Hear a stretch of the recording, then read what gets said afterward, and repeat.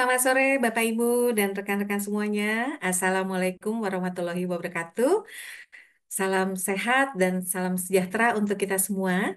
Pertama-tama saya ucapkan terima kasih untuk Bapak Ibu dan rekan-rekan semuanya yang telah meluangkan waktu bergabung dalam kegiatan sharing session dari Lembaga Psikologi Terapan Universitas Indonesia hari ini. Salam kenal, saya Vivi Hadijaya dari Divisi Relasi, Konsultansi Organisasi, dan Pelatihan Sertifikasi LPTUI. Dan pada kesempatan sore ini saya akan bertugas sebagai moderator dalam acara sharing session kita. Senang sekali bisa bertemu dengan Bapak Ibu semuanya. Nah, kelihatannya sudah cukup banyak yang bergabung ya. Nah, sharing session kita hari ini, Bapak Ibu, akan mengangkat topik yang menarik ya dan cukup penting, yaitu tentang partisipasi atau pelibatan publik yang bermakna. Nah, sebagaimana kita ketahui, partisipasi publik ini seharusnya bukan hanya menjadi proses formal, tapi merupakan juga kunci ya untuk proses penentuan kebijakan yang lebih inklusif dan responsif mengakomodir kebutuhan masyarakat. Dalam diskusi sore kita ini akan membahas core foundation ya atau fundamental engagement eh, dalam mendalami bagaimana partisipasi publik ini bisa menjadi solusi untuk memperkuat hubungan antara organisasi maupun masyarakat yang terlibat dan bagaimana tantangan-tantangan yang ada dapat diatasi. Untuk membahas topik ini, kami menghadirkan narasumber yang sangat kompeten di bidang partisipasi publik. Ya, izinkan saya memperkenalkan Ibu Wiwin Winarni. Nah, kelihatannya Bu Wiwin sudah hadir. Selamat sore, Bu Wiwin. Oke, nah Halo saya kawan-kawan. ya, halo Bu. Wah, kelihatannya cerah sekali nih ya dengan purple gitu. Purple ya, betul. Aduh. Oke, saya izin memperkenalkan dulu kredensial dari Bu Wiwin ya, Bapak Ibu. Nah, Bu Wiwin ini adalah Public Participation Certified International Trainer ya dari International Association of Public Participation Indonesia dan beliau juga merupakan board member dari Indonesia Alliance of Participation Public dan beliau akan berbagi dengan kita sore ini tentang public participation dan implementasinya. Nah, beliau menempuh pendidikan di Universitas Trisakti untuk Magister Manajemen di bidang Corporate Social Responsibility dan juga Universitas Indonesia eh, untuk sarjana pendidikan bahasa Inggris ya. Dan pengalaman beliau selain saat ini menjadi board member Indonesia Alliance for Public Participation, beliau juga manajer program untuk bidang program dan kegiatan Satgas Percepatan Penurunan Stunting di Jawa Barat ya. Kemudian voting member of Constellation SELT and Life Competence Belgia ya sampai saat ini. Kemudian masih juga menjadi dosen ya di Universitas Katolik Parahyangan dan juga consultant and researcher terutama di bidang corporate social responsibility and sustainable development. Kemudian beliau juga international coach dan juga program manager ya di UNPFA ya. Nah, ini eh, saya kurang familiar nih Bu Wiwin. Nanti mungkin Bu Wiwin bisa sambil cerita ya Bu, apa itu UNPFA, kemudian IOM ya, dan juga Save the Children Organization. Nah, Boleh, boleh. tentunya Bapak Ibu sudah tidak sabar lagi ya untuk kita sama-sama memulai sharing sessionnya. Kami berharap sharing session ini nanti dapat memberikan pemahaman yang lebih dalam ya dan solusi praktis bagaimana partisipasi publik dapat diterapkan secara efektif di berbagai sektor. Nah, mari kita manfaatkan kesempatan sore ini untuk saling berdiskusi dan berbagi ide. Jika ada pertanyaan atau tanggapan selama diskusi berlangsung, silakan Bapak Ibu menggunakan fitur chat ya yang ada di Zoom ini dan nanti setelah pemaparan Bu Win, kami akan memberikan kesempatan kepada Bapak Ibu untuk berpartisipasi. Nah, namun saya juga ingin mengundang Bapak Ibu karena nanti Bu Win akan menyampaikannya secara interaktif ya Bu ya. Jadi selama sesi berlangsung silahkan aja Bapak Ibu Betul. kita akan berinteraksi bersama-sama. Nah, baik, terima kasih sekali lagi Bapak Ibu untuk kehadirannya dan tanpa berlama-lama lagi, mari kita persilahkan layar dan waktu pada Bu Wiwin untuk memulai pemaparannya. Silahkan Bu Wiwin. Baik, makasih teman-teman LPT UI dan juga teman-teman yang berkenan hadir pada sore ini. Kita seru-seruan ya, kita seru-seruan untuk membahas, kita membahas sedikit mengenal mungkin juga saya yakin beberapa di antaranya sudah mendengar istilah partisipasi publik. Eh, yang yang keren hari ini ditambahin partisipasi publik yang bermakna. Nah, jadi kawan-kawan, diskusi kita sore ini kita namain the AIP Two Way Fundamental of Engagement. EAP2 itu tadi sudah disebutkan adalah organisasi atau asosiasi internasional untuk public participation, dan di Indonesia itu kita punya istilahnya ofisi atau regional. Jadi untuk diinformasikan kantor pusat, bukan kantor pusat ya. Pertamanya inisiasi IAP2 itu ada di Amerika Utara dan di Kanada. Lalu di dunia ini ada beberapa regional, di antaranya Indonesia, Australia, dan South Africa. Tugas dari mandat dari organisasi kami itu adalah menjadi semacam eh, aktor yang bersama-sama tentunya dengan kawan-kawan menumbuhkan praktisi-praktisi atau menumbuhkan lingkungan di mana engagement atau partisipasi itu diperkuat. Jadi kenapa istilahnya di sini engagement, tidak partisipasi langsung, karena sebetulnya ini dengan stakeholder engagement satu dua sama-sama saja ya. Hanya kemudian dinamakan, penamaannya adalah selanjutnya adalah public participation atau engagement. Lalu kenapa fundamental? Karena harapannya pada sore kali ini kita memahami fondasi-fondasi dasar dari public participation yang meaningful itu tadi. Itu sekedar apa namanya pembukanya. Nah, kawan-kawan, nah ada semacam tradisi ketika kita memulai untuk melakukan engagement atau partisipasi, kita disarankan untuk mengakui keperbedaan, ke diversity, apa diversity itu apa ya, keberagaman kita. Nah, biasanya itu ada aktivitas yang namanya acknowledge territory atau welcome to country. Ini isinya adalah perkenalan ya kawan-kawan. Jadi aku izin untuk memperkenalkan diri saya. Saya Wiwin, ibu satu anak remaja. Saya lahir di Tanjung Priok. Nah, makanya saya memunculin foto di Koja yang lagi banjir nih, Mbak Vivi nih ya. Karena saya anak Priok ternyata ya. Di Jakarta Utara, tinggal dan bermain di Bandung. Setelah dilahirkan, saya kemudian tinggal bermain di Bandung. Kan di bawahnya ada foto gedung sate, and then bekerja di Indonesia, Asia Tenggara, saya penyuka kopi dan kerupuk. Nah, itu sebuah apa ya, sebuah isyarat bahwa dalam sebuah partisipasi publik kita open to relation. Sebagai apa praktisi partisipasi publik, kawan-kawan kita diharapkan mengenal apa namanya audiens kita, mengenal latar belakang apa namanya partisipan kita, dengan harapan kemudian bisa menyelaraskan dengan nilai-nilai diversity dan equity yang menjadi salah satu fondasi untuk public participation yang bermakna. Ya, Ya. jadi kawan-kawan, salah satu dari hak demokrasi dalam partisipasi publik itu adalah ketika audiens kita tidak mau bicara, ya sudah tidak apa-apa. Ya, itu juga mungkin bagian dari inklusivitas yang mungkin perlu dipertimbangkan ketika kita mulai belajar melakukan proses partisipasi publik. Ya, oke, good. Hatur nuhun. Saya izin untuk share kembali ya. Nah, jadi ini teman-teman, jadi istilah acknowledge territory atau welcome to country ini, kenapa kemudian dipromote untuk kemudian itu tadi saya ulang untuk acknowledge keberagaman. Apalagi kalau sebetulnya kita di Indonesia kan memang sudah Bhinneka Tunggal Ika ya, sudah united in diversity dengan latar belakang yang berbeda-beda, dengan latar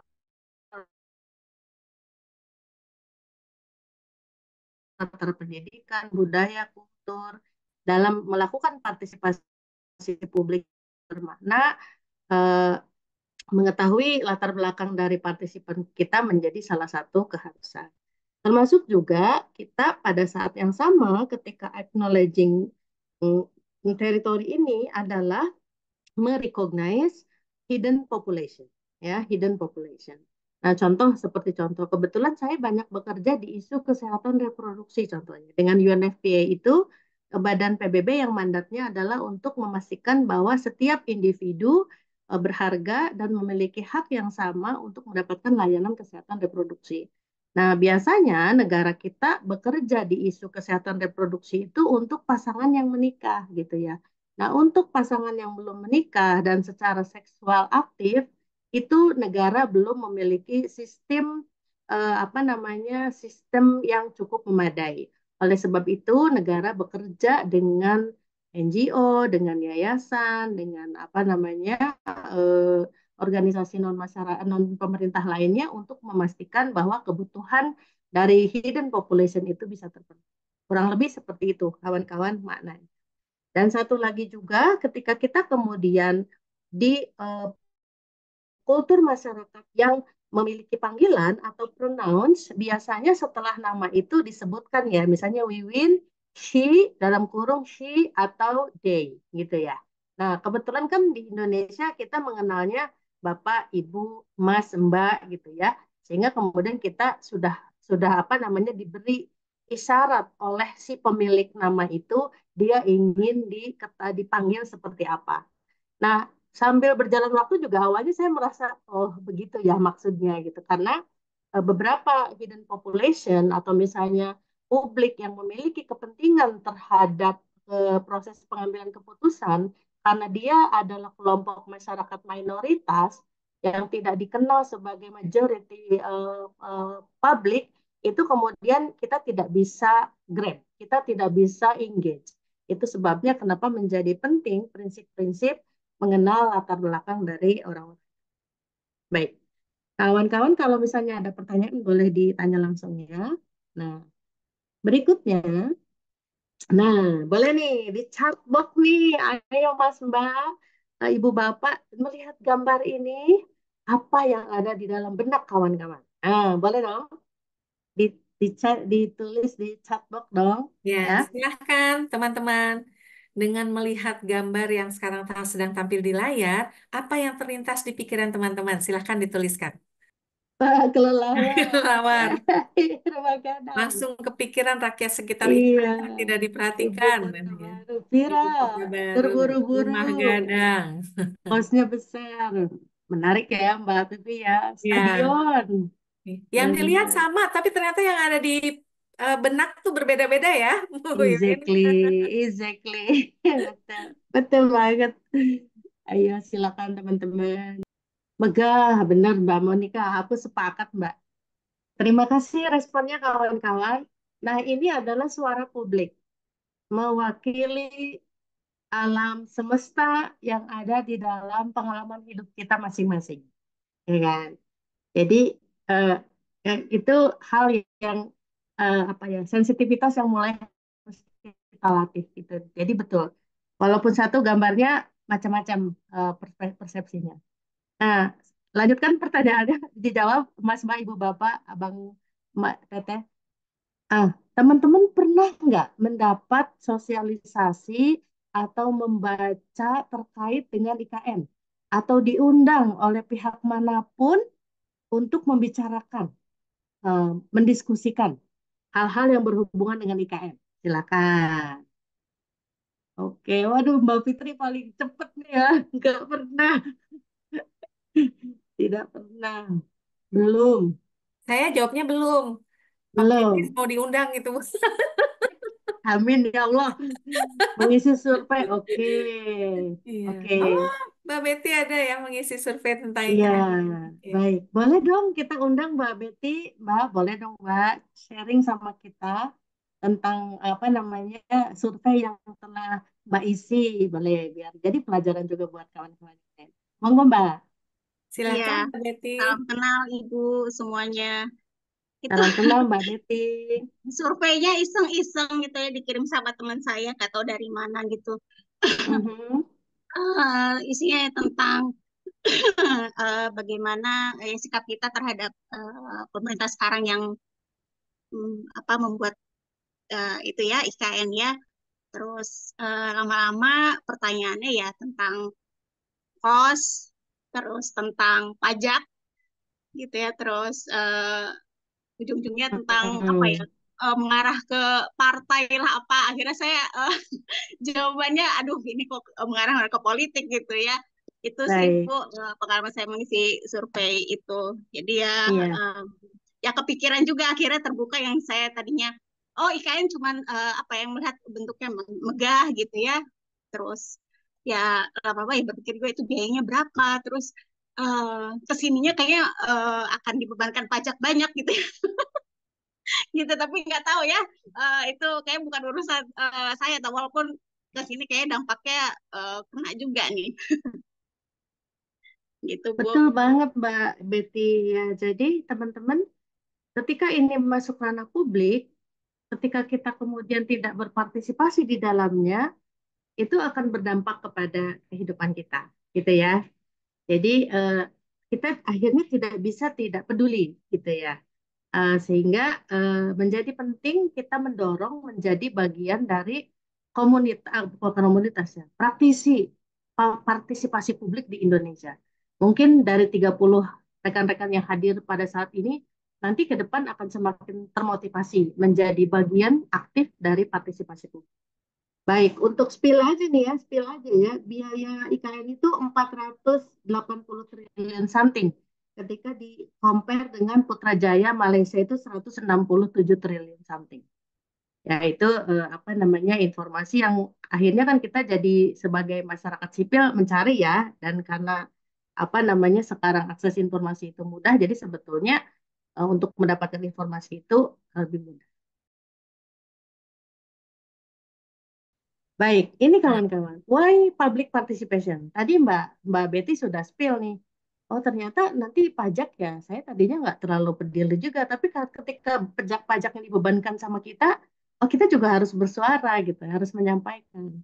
Jadi ini juga misalnya teman-teman mulai bisa merefleksikan gitu ya, bahwa apakah Anda mendapatkan cukup informasi tentang IKN? Tadi kita sudah tahu ya di chatbox ya, ternyata kebanyakan belum. Tidak pernah atau belum pernah. Nanti Mbak Vivi kita undang Mbak ke IKN Mbak. Kita bikin seru di sana ya. Lalu kemudian apakah Anda dilibatkan ketika Undang-Undang 3 tahun 2002 digodok? Teman-teman tahu nggak Undang-Undang 3 tahun 2002 itu tentang apa? Ya, itu tentang IKN. ah, Nah, ini jadi urusan IKN itu sudah diundang-undangkan. Dan yang paling seru, undang-undang ini bisa eh, bisa diketok palu oleh DPR itu dalam waktu 43 hari.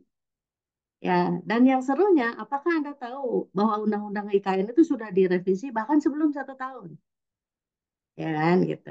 Lalu kemudian apakah Anda pernah mendapat sosialisasi tentang Undang-Undang IKN? Dan yang terakhir, bagaimana dan kemana Anda menyampaikan pengalaman terkait IKN? Saya mau GR nih. Kita kemarin ada yang diundang upacara nggak di IKN? Bapak yang hadir di sini. saya kayaknya salah alamat Bu Wiwin sampai undangannya sampai di saya.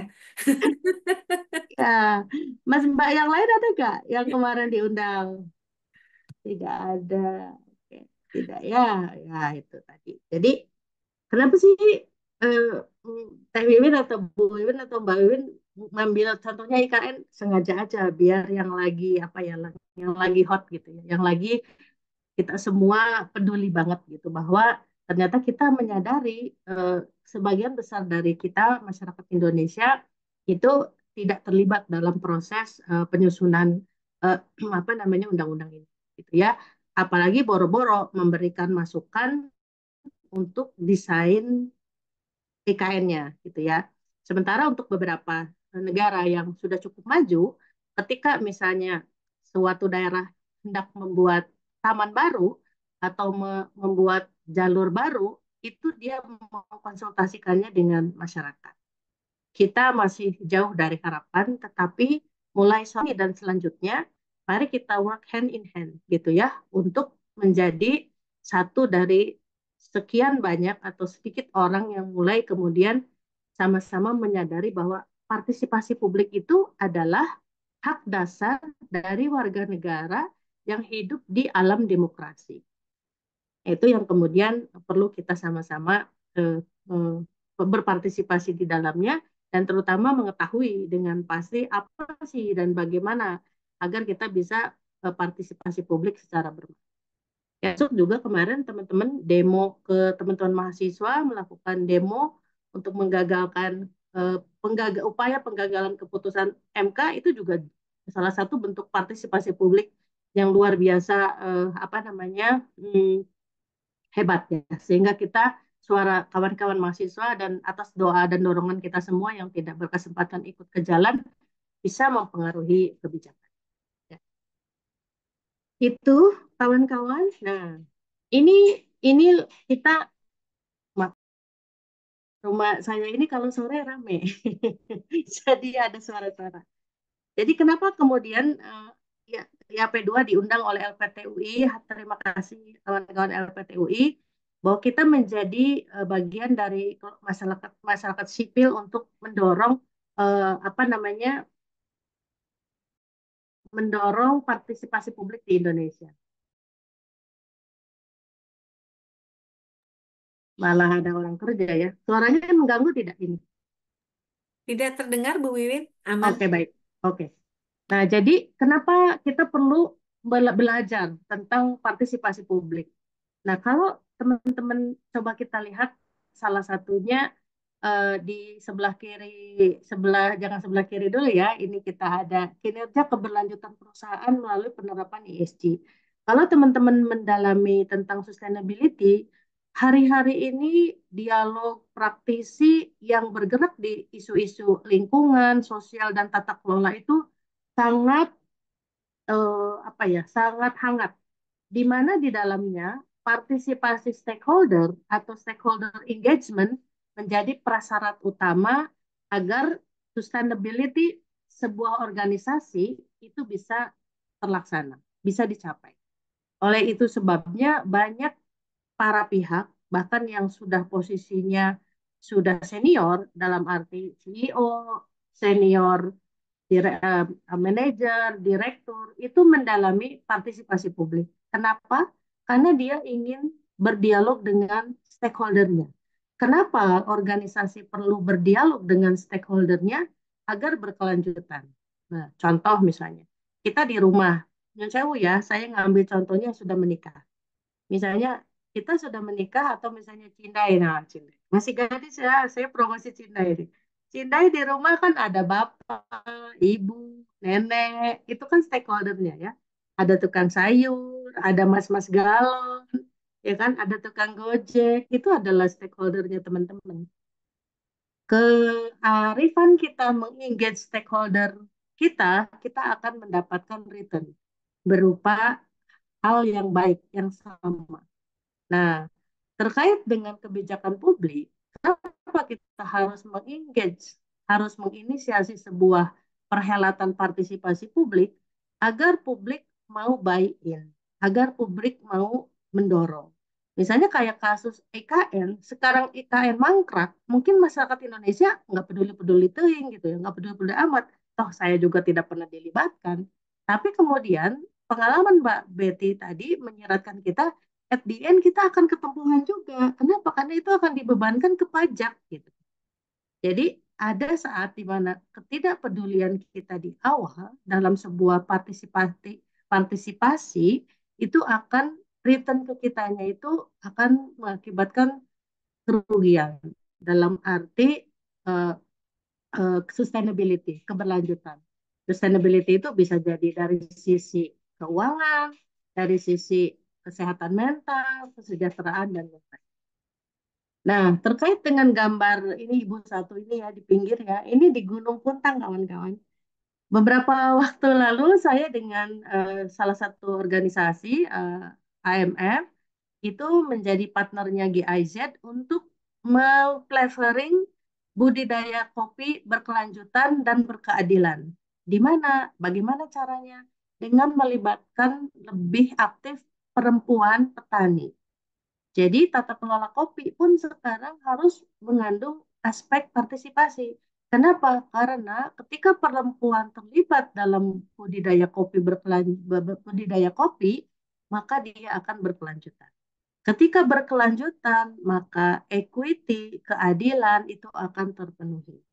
Jadi kenapa kita harus melakukan partisipasi publik? Ujung-ujungnya adalah mimpi bersama sebuah tatanan yang inklusif dan equity.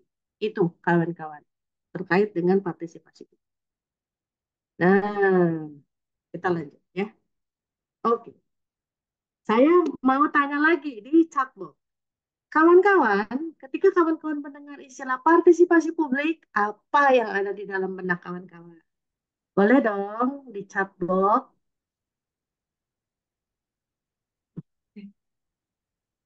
Silakan teman-teman.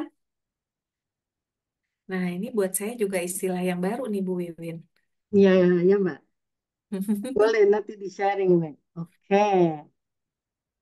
Berpendapat dari Cindai. Makasih, Cindai.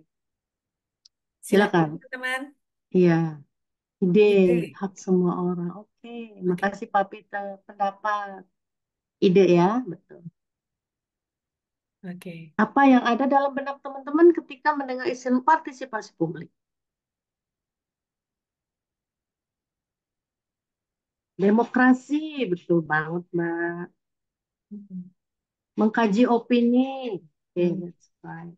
Transparan, betul. Oke, silakan dielaborasi lagi. Apa bisa menjawab yang sudah tadi menjawab? Ketika Anda mendengar istilah partisipasi publik, apa yang ada dalamnya? Ya, Silakan teman-teman boleh share sebanyak-banyaknya ya pendapat teman-teman.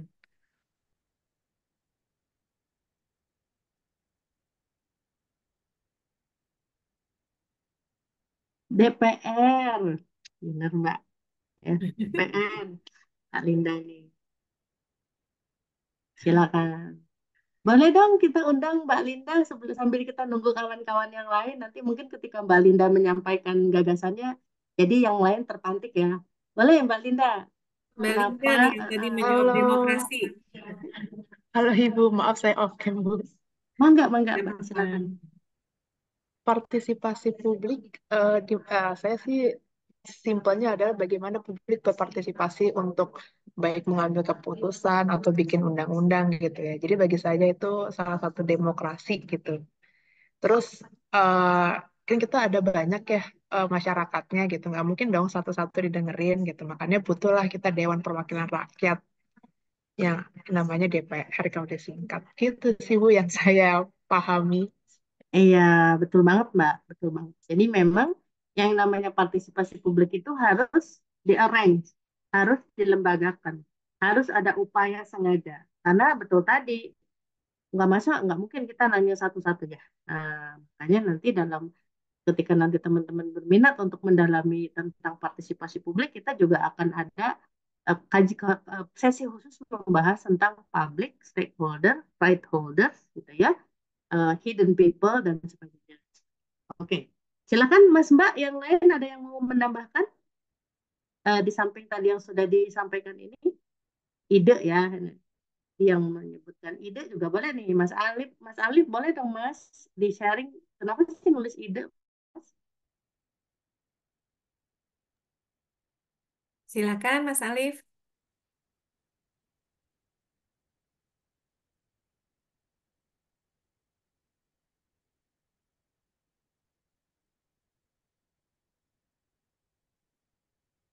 Eh, Hilang. Iya, mungkin sedang mulai. Oke, ada kegiatan yang lain ya. Oke, lagi di jalan. Aku baru Oh, mau oke. ngomong, jangan-jangan. Benar ya. Makasih loh Mas Alif, Anda multitasking sekali ya. Walaupun di jalan tetap menyimak. Terima kasih, hati-hati Mas di jalan. Baik, kita izin ya untuk... Oh, tapi aku lihat tadi ada Pak Samuel ya. Boleh dong Pak. Hak semua orang. Pak Peter Samuel, mangga Pak. Barangkali Bapak mau menyampaikan. Oke, boleh Ibu. Mm-mm. Jadi kenapa saya tadi kepikiran hak semua orang? Konteksnya karena di Indonesia adalah negara demokrasi ya Bu ya. Jadi menurut Mm. saya semua orang tuh punya hak gitu ya untuk terlibat kayak gitu ya. Apapun itu keterlibatannya, entah mungkin untuk menyampaikan ide, pendapat yang tadi juga sudah diutarakan peserta lainnya, tapi juga mungkin memberikan masukan-masukan yang sekiranya juga bisa kasih dampak gitu ya buat kemajuan ataupun perbaikan gitu ya bagi suatu negara gitu mungkin Bu. Betul banget, Mas. Betul banget. Itu hak semua orang di alam demokrasi untuk menyampaikan gagasannya dalam sebuah proses-proses pengambilan keputusan. Oke. Kita lanjut ya kawan-kawan. Jadi dan memang sebagai sebuah diskursus keilmuan dan praktisi, public participation ini sangat disarankan untuk apa namanya dipelajari gitu ya, dipelajari. Dan yang tidak kalah penting adalah bergabung dengan praktisi-praktisi partisipasi publik yang lain juga untuk bisa saling berbagi pengalaman sehingga kemudian kita berpartisipasi secara konkret dan nyata dan bermakna dalam menumbuhkan nuansa demokrasi di Indonesia. Karena teman-teman tahu ya sekarang indeks demokrasi di negara kita meluncur ya, meluncur turun gitu ya. Karena ada banyak sekali, salah satu indikatornya adalah kebijakan-kebijakan publik, undang-undang, peraturan yang dibuat tanpa melakukan uji publik atau partisipasi dari bertanya kepada masyarakat. Ya, itu juga salah satu apa namanya red flag lah situasi Indonesia akhir-akhir. Nah, ini kawan-kawan, apa itu P2 atau engagement? Apa sih Teh P2T? P2 itu public participation atau slash engagement. Jadi buat kawan-kawan yang pernah mempelajari tentang stakeholder engagement, sebetulnya tidak jauh berbeda dalam arti secara prinsipnya tetap sama. Hanya memang public participation yang digagas oleh IAP2 internasional itu memiliki tools-tools, memiliki kaidah-kaidah, memiliki praktek-praktek yang berlaku secara global sehingga kita memiliki konektivitas gitu loh. Seperti hanya kalau kita orang keuangan punya panduan penyusunan laporan keuangan IFRS S1, IFRS S2 gitu ya, TFCD. Atau kalau teman-teman yang biasa menyusun laporan keberlanjutan, maka dia punya panduan yang namanya Global Reporting Initiative. Nah, untuk public participation juga itu ada apa namanya rujukan globalnya ya yang digagas oleh YAP2 Internasional. Nah, YAP2 percaya bahwa keterlibatan dan partisipasi adalah sinonim yang mencerminkan. Jadi keterlibatan, perlibatan, ya, engagement itu diterjemahkan dalam pelibatan. Mohon maaf, bukan keterlibatan. Kalau keterlibatan itu kesannya nggak sengaja ya. Tapi kita menggunakan istilah pelibatan dan partisipasi itu bisa dipakai secara bersamaan, bergantian. It can be participation or engagement dalam bahasa Inggrisnya. Tapi kalau dalam bahasa Indonesia pelibatan dan partisipasi itu sinonim yang mencerminkan ini kurang lebih definisinya. Sebuah proses yang disengaja dengan tujuan untuk bekerja dengan cara yang inklusif dan saling menghormati dalam membentuk keputusan, tindakan, dampak, atau perubahan. Jadi, yang namanya public participation itu tidak hanya sebuah proses pengambilan keputusan, tetapi juga adalah tindakan, action, dan dampak, dan juga perubahan. Jadi, ketika kita ngobrolin partisipasi publik, kita ngobrolin tentang proses pengambilan keputusan, kita ngobrolin tentang action, kita ngobrolin tentang impact, kita ngobrolin tentang perubahan. Tadi Mbak Betty menyebutkan di ujung keputusan IKN, saya sebagai warga negara yang tidak terlibat dalam proses eh, perumusan dan pengesahan undang-undangnya, saya kena dampak loh. Kenapa? Karena itu pajaknya akan dibebankan pada masyarakat. Gitu kan ya. Nah, ada aksi-aksi yang kita tidak ikutin atau aksi-aksi sepihak oleh misalnya apakah korporasi ataukah oleh negara ataukah oleh kelompok masyarakat tertentu yang tidak melibatkan publik lain, tapi publik lain itu terdampak. Nah, maka itu kemudian terkait dengan sinonim pelibatan dan partisipasi publik. Dan tentu di ujung dari partisipasi publik itu, Mas Mbak, Ibu Bapak, apa yang kita inginkan adalah changes, adalah perubahan, ya. Jadi belum bisa dikatakan partisipasi publik kalau tidak ada perubahan di ujungnya. Perubahannya terhadap siapa? Ya terhadap pihak-pihak yang terdampak secara langsung maupun tidak langsung, yang sengaja ataupun tidak disengaja.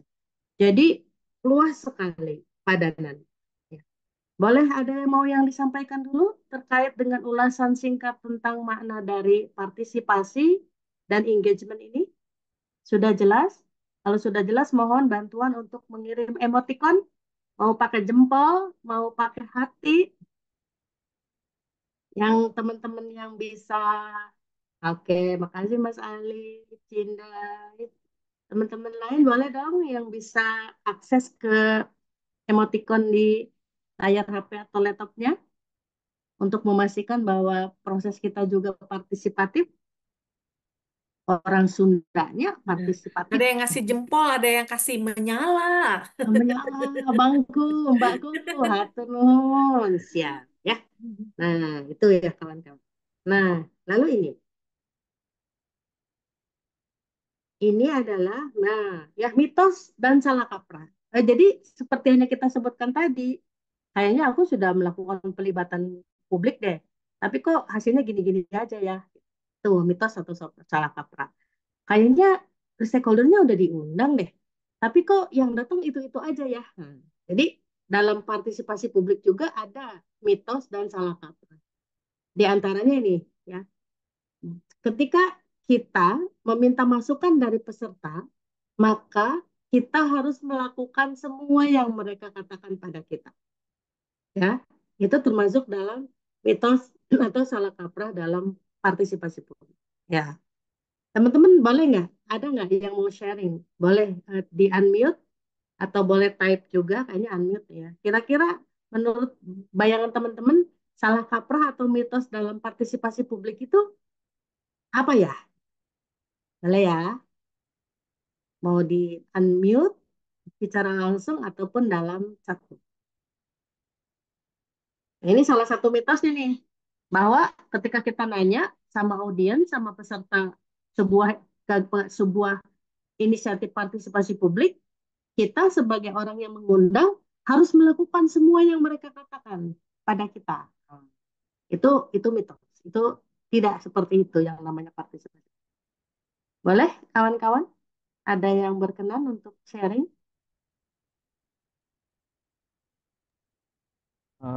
Izin Bu, kalau menurut Bangga, saya bangga. yang kepikiran apa ya, barangkali tindakan anarkis ya Bu ya. Entah tindakan Hmm, anarkis atau mungkin yang terlalu dominan mungkin terhadap paham tertentu ataupun prinsip tertentu yang jadinya kayak memaksakan kayak gitu. Jadi lebih ke anarkis ataupun yang kayak mendewakan ataupun menguatkan sekali nih apa yang menjadi pandangan mereka. Ada istilahnya tapi saya lupa gitu. iya benar. Ini Mas Samuel ya? Betul ya Ibu. Ah, bener banget Mas. Itu kalau di sini kita nyebutnya orang yang suaranya paling kenceng itu seolah-olah mewakili manusia sejagat raya, ya kan? Gitu kan? Nah, itu juga betul banget contohnya, ya.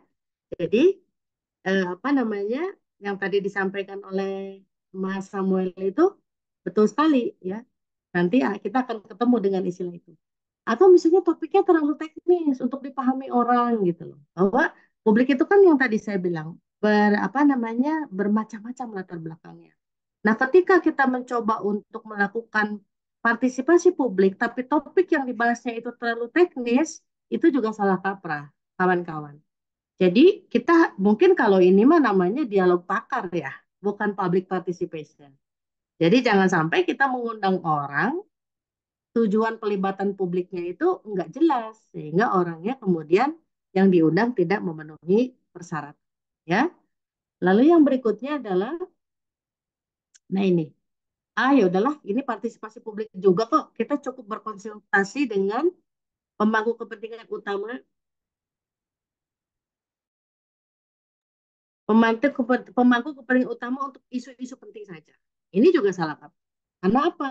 Seringkali hidden population itu jumlahnya banyak dibandingkan dengan pemangku kepentingan utama.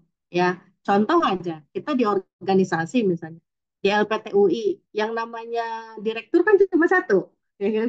Kepala bidang mungkin ada empat, sekretarisnya satu, ke bawahnya kan adalah publik atau masyarakat umum, ya, misalnya pemangku kepentingan yang tidak utama. Tapi apakah mereka itu utama? Apakah mereka itu target audiens kita?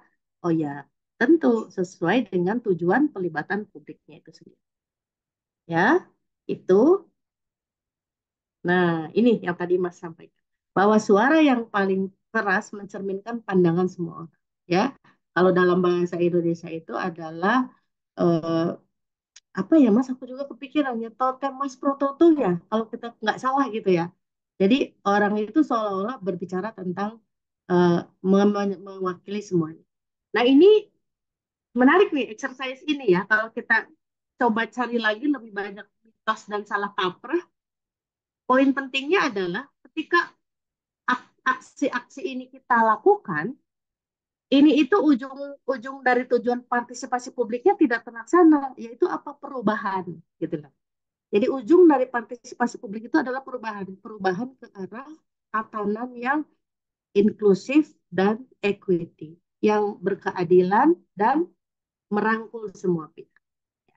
Nah, oke, ini ini uh, slide terakhir yang ingin saya sampaikan pada sore ini. Jadi, kawan-kawan, untuk membuat partisipasi publik atau engagement itu bermakna, ini harus inline dengan 5 fondasi utama, ya, 5 core foundation.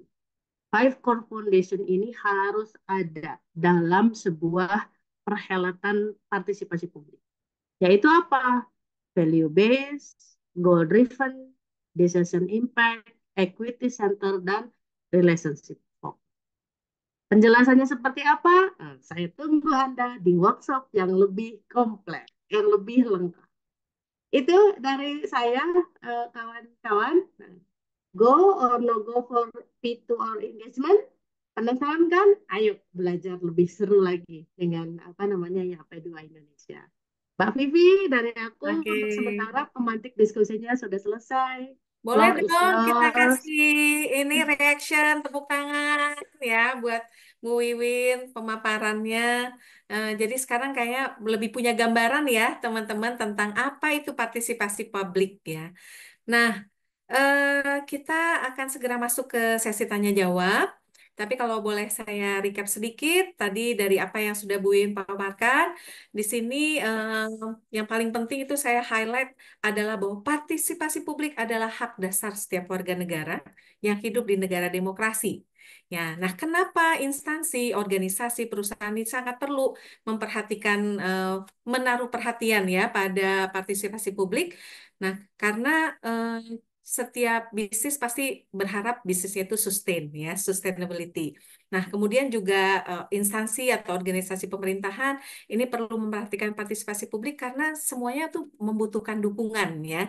Jadi kalau tadi organisasi mau sustain, dia butuh dukungan dari stakeholdernya, pemerintahan mau sukses dengan segala inisiatifnya itu butuh dukungan dari publik. Ya, oke. Baik, kira-kira seperti itu ya, Bu Wiwin. Nah, silakan teman-teman saya undang kalau ada yang mau bertanya, silahkan dituliskan. Nah, sambil menunggu pertanyaan teman-teman nih Bu Wiwin, boleh share dong Bu, ada nggak sih negara atau kota ya yang saat ini tuh sukses ya mengelola partisipasi publiknya dan bisa menjadi model atau inspirasi bagi kita? Ada nggak Bu Wiwin? Atau semuanya ya bermasalah juga? Iya, betul Mbak Vivi. Pertanyaannya keren nih. Kalau untuk negara, negara yang dekat kita ada Singapura. Oh, itu Singapura negara itu, dan kota lagi ya, Bu. iya negara kota ya, ya, yang ya salah satunya adalah ketika dia mau melakukan kebijakan cooling, mendinginkan, mendinginkan Singapura. Singapura kan panas banget ya. Nah itu ketika dia berdialog dengan masyarakatnya, dengan perwakilannya, karena kebetulan saya beberapa waktu lalu, Mbak Vivi, mungkin juga teman-teman agak agak agak sering nih ke Singapura sebagai pekerja sosial, Mbak, bukan sebagai turis.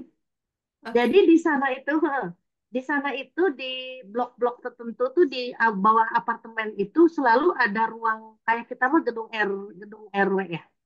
Tapi Ya. itu seminggu sekali parlemen membernya hadir, ada di sana. Dia berdialog secara langsung dengan masyarakatnya. Kalau dia Hmm. istilahnya mau, ya itu tadi yang besar hajat terbesarnya itu bagaimana mendinginkan Singapura. Termasuk juga untuk desain kota yang lebih eko, gitu loh. Ah, Karena eh, Singapura kan kotanya ini banget ya, padat banget, 5 juta orang. Jadi dia mau nggak mau partisipasi publik itu menjadi tools yang harus digunakan oleh negara itu. Kalau enggak, hancur sudah Singapura itu. Apa namanya, tidak bisa. Kalau istilahnya bermasalah, mereka tuh nggak bisa ngungsi kemana gitu. Kalau kita kan dari istilahnya dari kota, nggak enak di kota bisa ke desa gitu. Dari Jawa kalau lalu penuh kita bisa pergi ke Sulawesi gitu. Kalau Iya. Singapura itu nggak bisa ngumpet gitu. Adanya cuma di situ-situ. Nah itu jadi di samping juga karena memang mereka negaranya mencoba menerapkan demokrasi yang apa namanya sudah lebih mature. Kalau kota itu yang rada-rada partisipatif sependek pengalaman kerja saya itu adalah Yogyakarta, ya Oh, Yogyakarta. oke. Ya, nah, Oh, di ternyata mana di Indonesia ada juga contoh yang ada bagus juga, ya, Bu. ada juga.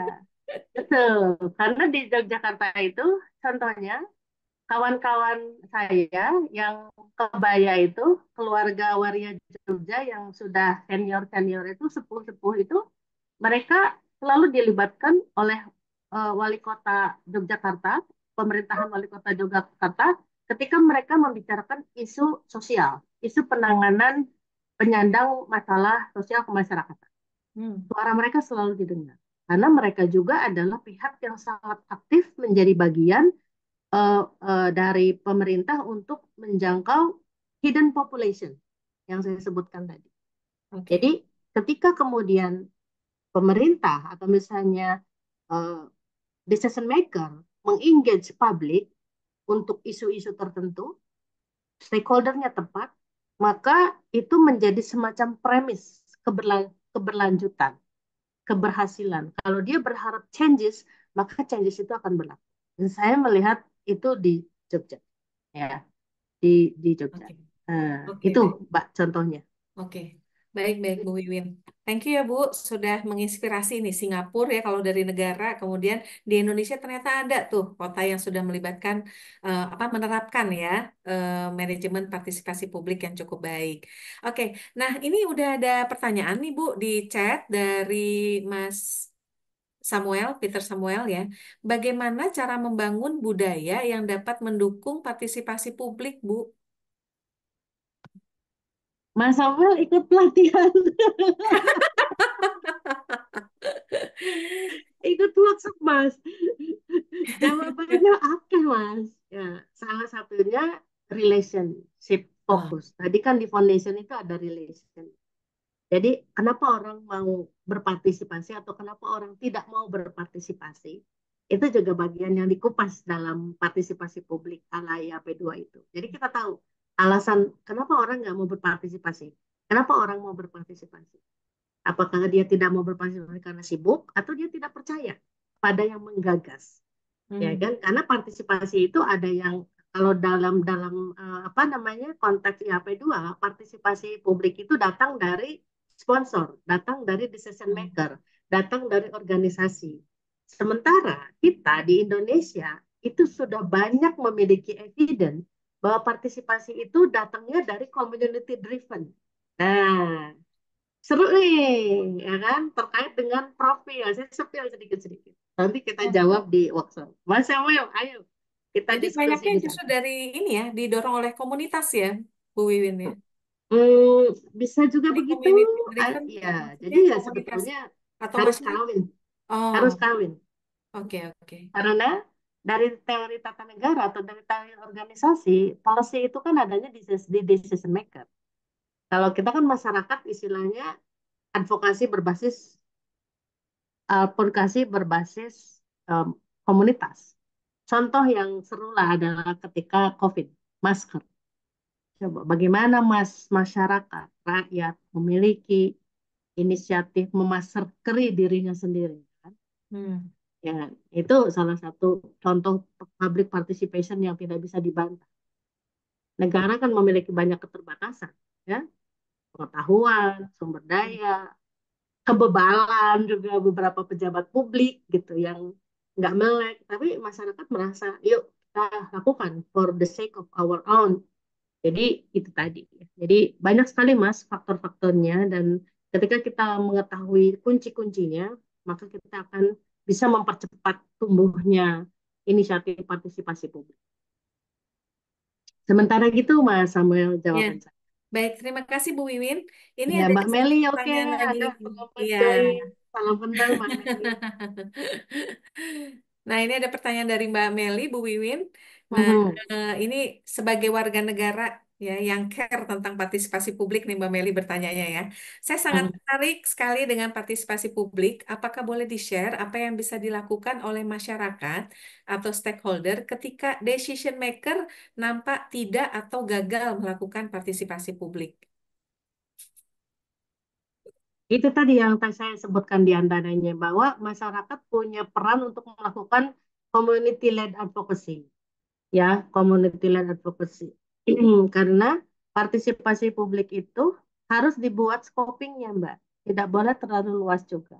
Karena kalau terlalu luas, aduh mati aja stres sendiri ya, gitu ya. Ya karena juga partisipasi publik itu harus dibuat sangat didesain dengan memperhatikan kelima foundation tadi agar kemudian eh, keberhasilannya sudah bisa diproyeksikan ketika kita mendesain partisipasi publik itu, gitu loh. Jadi itu yang tips kecil yang bisa dilakukan. Tapi yang terpenting adalah kita juga harus men-scoping,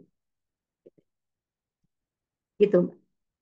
Menarik. Kenapa pemerintah kita selalu gagal ya? Memang sebetulnya kalau mau bicara di Indonesia, kalau mau bicara pesimis ya, ya memang dia nggak serius gitu aja. Karena nggak ada apa tidak ketika masyarakat aware gitu, itu akan merepotkan gitu. Banyak permintaan gitu ya. Gitu. Nah, tapi juga kemudian kita tentu memiliki ingin menjadi masyarakat yang masyarakat demokrasi yang empower, yang paham, ya kan, yang paham, yang tahu apa yang kita mau, perubahan apa yang kita mau, dan kita memiliki kuasa untuk mendorong, menekan apa namanya decision maker dalam hal ini organisasi, pemerintah, korporasi untuk kemudian look people want such a changes gitu dan changes itu tidak bisa dilakukan sendiri oleh masyarakatnya karena kita tidak memiliki kuasa meregulasi sebuah kebijakan.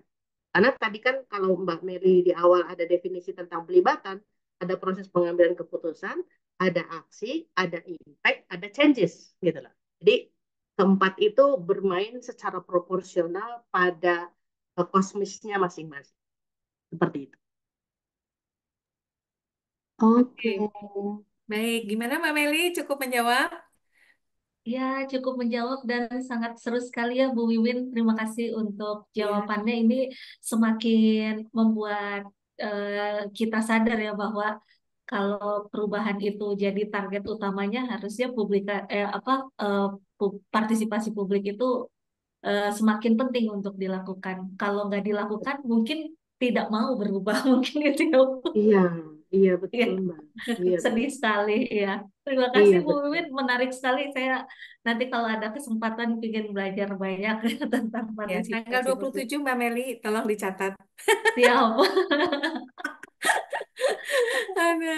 Iya, saya tadi melihat menyimak jawaban Bu Wiwin. Sebenarnya itu dua sisi ya Bu Wiwin. Dari sisi publik, kemudian dari sisi organisasinya. Kalau kebetulan misalnya kami bukan di instansi pemerintahan begitu ya, tapi kan sebagai organisasi yang juga melakukan layanan masyarakat begitu ya. Nah, kan kita juga perlu memperhatikan sebenarnya apa sih aspirasi masyarakat yang berkaitan dengan bisnis kita begitu ya, Bu ya. Betul. Betul Mbak. Betul Baik. banget. Mm-mm. Jadi istilahnya nggak ada lah organisasi yang nggak punya stakeholder gitu kan, bahkan keluarga aja ya, kita mau nentuin mau piknik kemana aja kita harus melakukan partisipasi publik gitu. Iya, betul, Iya betul kan. banget. Dalam skop Ya, kecilnya gitu. seperti itu ya, Bu, gambarannya. Betul. Iya, Iya itu tadi saya daripada bilang nanti dia ya orang tua memutuskan atau ada yang cemberut sepanjang jalan gitu yo ya. betul betul ya, cuma kan memang nanti ketika di scoping ada yang bisa didiskusikan, ada yang tidak gitu kan ya gitu. Ada yang negotiable, ada yang tidak negotiable. Misalnya duitnya cuma 10 miliar, jadi piknik kemana nih duit 10 miliar misalnya gitu kan, gitu. Iya. Berangkatnya pakai jet pribadi ya, gitu. Nggak mau pakai jet apa pesawat Bisa murah, Bu. publik. Nah itu Kalau kan nebeng doang bisa murah, Bu. ada apa nggak bisa mampir-mampir Mbak Pipi. Aduh. Baik, Nah oh, itu menarik seperti sekali, itu. seru Bu Wiwin. Ya, sayangnya waktu juga yang membatasi kita, begitu ya. Nah, tapi teman-teman jangan khawatir. Kalau misalnya teman-teman, Bapak Ibu semuanya tertarik ya untuk lebih memahami tentang partisipasi publik ini, nah bisa join di workshop yang akan dilakukan dalam waktu dekat nih oleh IAP2 ya. Nah, kita boleh spill-spill nih informasinya ya. Teman-teman, udah muncul belum nih? Ya. Nah, oke. Nah, jadi nanti karena Bu Wiwin ini memang certified ya, international trainer for public participation. Nah, Bu Wiwin akan menjadi fasilitator dalam offline workshop dasar-dasar partisipasi dan keterlibatan publik. Nah, ini akan diselenggarakan di minggu depan ya, Jumat 27 September. Nah, buat teman-teman yang statusnya masih pelajar, ini ada harga khusus nih. Kan kalau untuk publik di sini apa harganya 3,5 juta ya, tapi khusus untuk pelajar maka akan ada diskon 50% ya. Jadi cukup dengan 1.750.000 saja teman-teman sudah bisa belajar tentang apa itu partisipasi publik ya. Nah, buat yang tertarik, silahkan ya teman-teman. Nah, sekali lagi terima kasih banyak nih Bu Wiwin pemaparannya, juga tadi diskusinya ya dalam sesi tanya jawab kita. Eh, Ya, kita juga di awal tadi udah foto bersama ya Bu Wiwin. Nah, sebelum kita menutup acara kita, boleh ada closing statement nih Bu dari Bu Wiwin tentang partisipasi publik? jangan menyerah itu aja. Wah, jangan menyerah ini. Ibu mengingatkan saya pada Ibu Retno Marsudi. Iya betul. Hanya satu Ya, aja prinsipnya, jangan menyerah. jangan menyerah, betul. Dalam memastikan publik dilibatkan, itu memang kita nggak boleh nyerah. Karena tantangannya banyak sekali, ya. Tapi tentu dengan bekerja sama kita dan semangat pantang menyerah itu makin paling tidak ada 25 orang sore ini yang kemudian tercerahkan mudah-mudahan oh iya ya. Karena public participation itu harus Ya, dilakukan. Kalaupun misalnya saya bukan penikmat hasil dari proses partisipasi publik, ya anak cucu kita ke depannya. Gitu ya. Kalau saya sih biasanya Mbak Bibi suka ingat bahwa daya tampung dan daya dukung bumi ini hanya bisa untuk 4 miliar orang. Sekarang kenyataannya dunia ini ditinggali oleh hampir 8 miliar orang. iya. Jadi kalau kita tidak melakukan proses-proses partisipasi publik dalam hal tata kehidupan kita, tata kelola kehidupan kita, saya nggak kebayang gitu ya akan seperti apa kita. Begitu. Jangan menyerah. Maaf. Oke, baik. Terima kasih Bu Wiwin. Tetap semangat teman-teman. Jangan menyerah. Jangan berhenti berpartisipasi ya sebagai warga negara.